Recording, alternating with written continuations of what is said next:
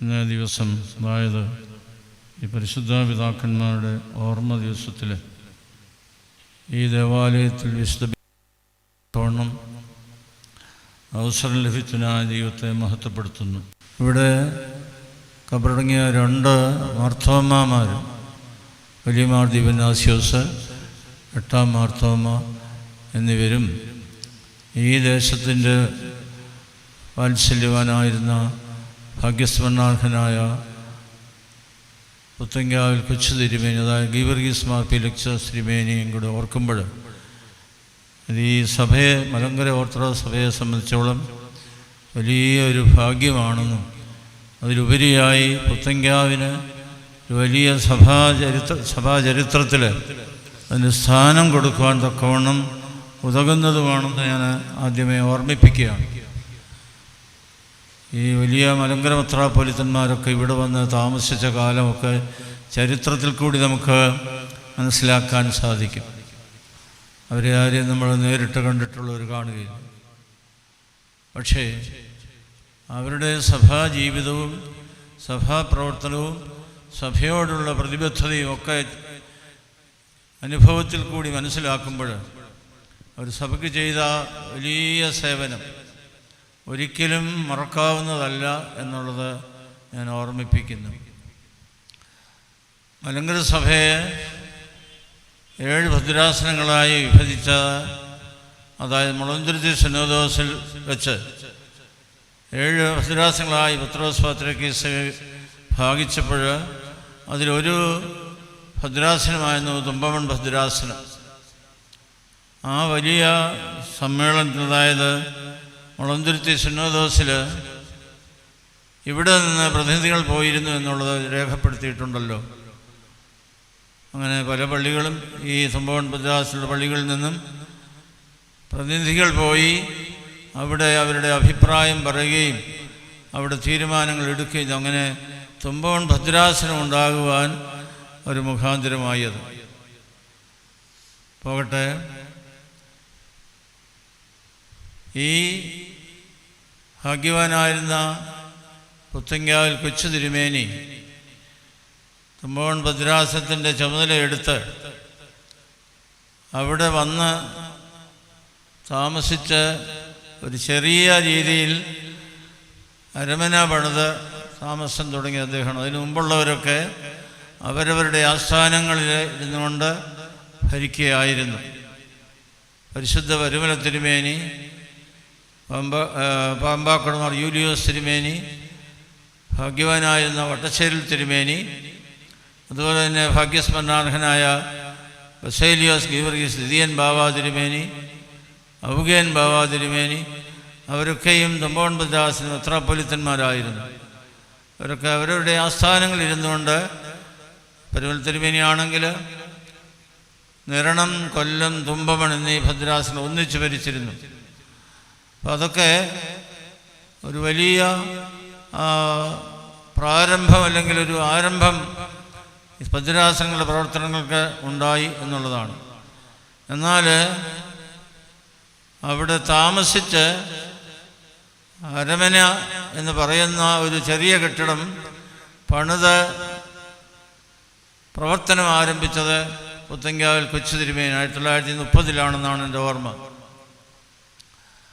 20-21 വർഷമേ അദ്ദേഹം മെത്രാപ്പൊലീത്തായി ജീവിച്ചിരുന്നുള്ളൂ. പുത്തങ്കാവുകാരോട് അങ്ങനെയുള്ള വിശദമായ വിവരങ്ങളൊന്നും പറയേണ്ട ആവശ്യമില്ലെന്ന് എനിക്കറിയാം. എങ്കിലും പുത്തങ്കാവിനടുത്തുള്ള ഒരു സ്വദേശി എന്നുള്ളതിലും അതിലുപരിയായി അദ്ദേഹത്തിൻ്റെ ഒരു പിൻഗാമി എന്നുള്ള നിലയിൽ തുമ്പമൺ ഭദ്രാസനത്തിൻ്റെ 11ാമത്തെ മെത്രാപ്പൊലീത്ത എന്നുള്ള നിലയിൽ അറിയാവുന്ന കാര്യങ്ങൾ ചുരുക്കമായി ഓർമ്മിപ്പിക്കുവാനാണ് ഞാൻ ആഗ്രഹിക്കുന്നത്. എനിക്കൊരു 13-14 വയസ്സുള്ളപ്പോഴാണ്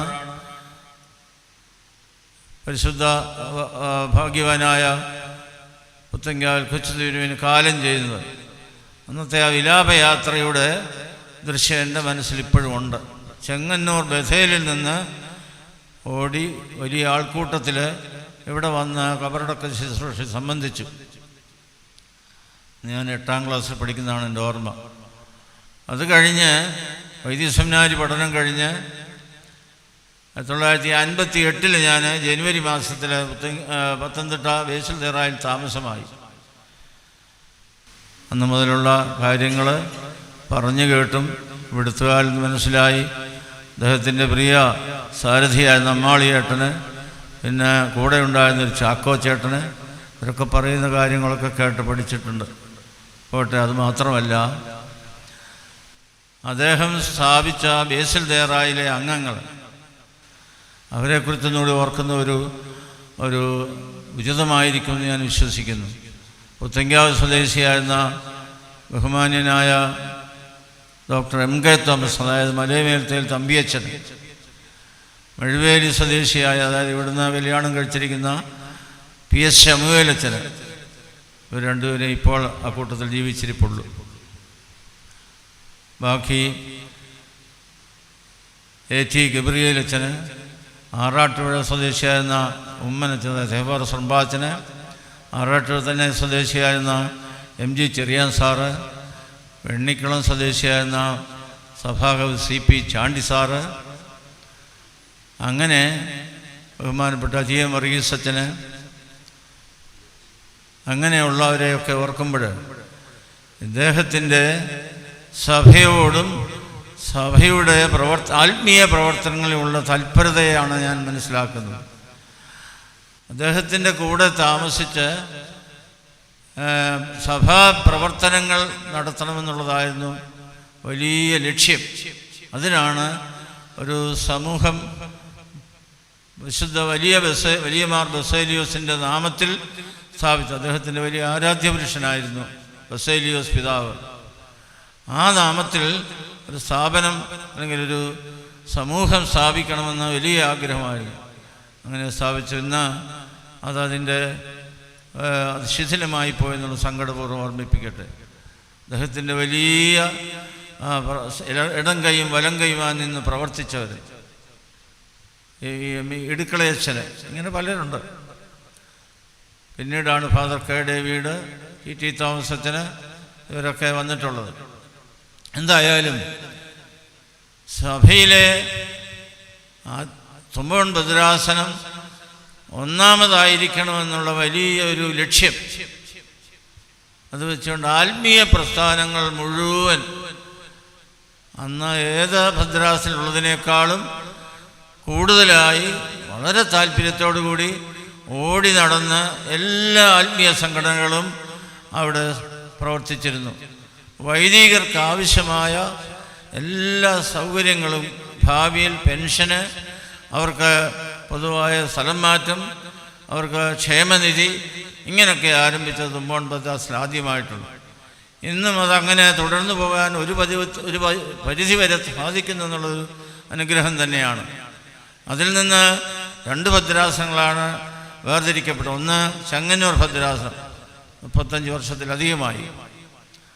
ഒന്ന് ഇപ്പോൾ ഈ 2010 നിലയ്ക്കൽ ഭദ്രാസനം വരുന്നു.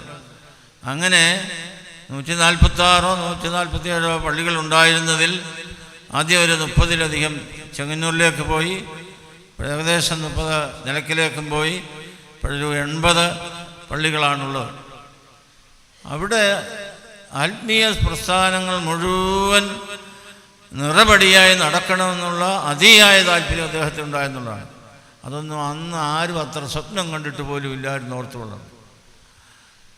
അതുമാത്രമല്ല, അതിനോട് ചേർന്ന് വിദ്യാഭ്യാസ സ്ഥാപനങ്ങൾ ഉണ്ടാകണം. നമ്മുടെ കുട്ടികൾ ഉന്നത വിദ്യാഭ്യാസത്തിൽ പഠിച്ച് മിടുക്കരായി ഉന്നത സ്ഥാനങ്ങളിൽ എത്തണമെന്നുള്ള അദ്ദേഹത്തിൻ്റെ അതിയായ താല്പര്യം. ഒന്നാണ് പത്തനംതിട്ട കാതോലിക്കേറ്റ് കോളേജ്. 1948 അതിനുവേണ്ടി, 47-ലോ 48-ലോ അതിനുവേണ്ടി അപേക്ഷയുമായി തിരുവനന്തപുരത്ത് ഇങ്ങനെ ഓടി പോയിക്കൊണ്ടിരുന്നു. പക്ഷേ 51-ലാണ് അതിന് അനുവാദം കിട്ടുന്നതെന്ന് അദ്ദേഹത്തെ അപ്പോഴത്തേക്ക് അദ്ദേഹം കാലം ചെയ്തു പോയി. 52-ൽ കോളേജ് തുടങ്ങി. അങ്ങനെ കോളേജ് ഒരു വലിയ 1ാം നിരയിലുള്ള കോളേജായി തീർന്നു. മെട്രോപൊളിറ്റൻ ഹൈസ്കൂൾ നിങ്ങൾ ഓർക്കുന്നുണ്ടാവും. PG ജോർജ് അച്ഛൻ, ബസേലിയ ജോർജ് അച്ഛൻ, അദ്ദേഹവും ഇവിടുത്തെ അംഗമായിരുന്നു. മെട്രോപൊളിറ്റൻ ഹൈസ്കൂളിനെ കുറിച്ച് പറയേണ്ട കാര്യമില്ല. അതും അദ്ദേഹത്തിൻ്റെ കഠിനാധ്വാനത്തിൽ നിന്ന് ഉണ്ടായിട്ടുള്ളതാണ്. കഴവള്ളൂർ ഹൈസ്കൂള്, അങ്ങനെ തുമ്പവൺ കോൺവെൻറ്റ്, ഇങ്ങനെ പല സ്ഥാപനങ്ങളും ഉണ്ടാക്കുവാൻ ആ ചുരുങ്ങിയ കാലം കൊണ്ട് അദ്ദേഹത്തിന് സാധിച്ചെന്നുള്ളത്. അപ്പോഴും സഭയെ പ്രതി, സഭയ്ക്ക് വേണ്ടി ശരീരം കൊണ്ടും മനസ്സുകൊണ്ടും കഠിനമായി അധ്വാനിച്ച് അദ്ദേഹം നേരത്തെ തന്നെ കാലം ചെയ്തു പോയി. ഒത്തിരിയേറെ ശാരീരിക ക്ലേശങ്ങൾ അനുഭവിച്ചിട്ടുണ്ട്. കൂന്താലി, പിക്കാസ്, കമ്പിപ്പാര മുതലായ ഉപയോഗിച്ച് തഴമ്പ് പഴുത്ത് പൊട്ടി ചോര ഒഴുകുന്ന അവസരം കണ്ടിട്ടുണ്ടെന്നാണ് അന്നുണ്ടായിരുന്നവർക്ക് പറഞ്ഞിട്ടുള്ളത്. അതുപോലെ മാക്കാങ്കുന്നിനെ ഇന്നത്തെ നിലയിലാക്കി തീർക്കുവാൻ തക്കവണ്ണം എന്തോ ഒരു അധ്വാനം ചെയ്തെന്നുള്ളതാണ്. അങ്ങനെ അധ്വാനിച്ചുകൊണ്ടിരിക്കുമ്പോൾ സഭാവിശ്വാസികളെ, പള്ളിക്കാരൊക്കെ വന്നു കഴിഞ്ഞാൽ കൈമുത്താൻ, കൈ കൊടുക്കുവാൻ, കൈയെല്ലാം ചേറും ചെളിയുമായിരിക്കും. കൈയുടെ മുട്ട് കൊടുത്ത് മുത്തിച്ചു എന്നുള്ളതും കേട്ടിട്ടുണ്ട്. ബഥേലിൻ്റെ അവസ്ഥ പഴയ പേര് പൊതയിലെന്നായിരുന്നു, അതും അറിയാം. ഈ വലിയ പെരുവഴി മീൻസി റോഡിൽ യാത്ര ചെയ്യുമ്പോൾ കോട്ടയമോ കുന്നംകുളമോ തിരുവനന്തപുരമോ കൊട്ടാരക്കരയോ ഇങ്ങനെ യാത്ര ചെയ്തുകൊണ്ടിരിക്കുമ്പോൾ അന്നത്തെ പരിമിതമായ വളരെ സൗകര്യങ്ങൾ കുറഞ്ഞ ഒരു കൊച്ചു കാറിനകത്ത് യാത്ര ചെയ്യുമ്പോൾ വഴിയിൽ കിടന്നിങ്ങനെ കാറിനകത്തോടെ ഉറങ്ങുക. എവിടെയെങ്കിലും കയറി ഒന്ന് അല്പം വിശ്രമിക്കണമെങ്കിലോ ഒന്ന് കുളിക്കുകയോ എന്തെങ്കിലുമൊക്കെ ചെയ്യണമെങ്കിൽ ചെറിയ ചെറിയ കേന്ദ്രങ്ങളുണ്ടാകുമെന്ന് മനസ്സിൽ കണ്ട് ബഥേലാക്കി മാറ്റി. അതൊന്നും നിങ്ങളോട് പറയേണ്ട കാര്യമൊന്നുമില്ല. ഇങ്ങനെ സഭയ്ക്ക് വേണ്ടി ഏകദേശം 21 വർഷം കഠിനാധ്വാനം ചെയ്ത തിരുമേനിയെ ഓർക്കുമ്പോൾ ഇന്ന് നമ്മളൊന്നും അതിൻ്റെ അടുത്തൊന്നും എത്തിയിട്ടില്ല എന്നുള്ളൊരു ബോധ്യം കൂടി ഉണ്ടാകണം.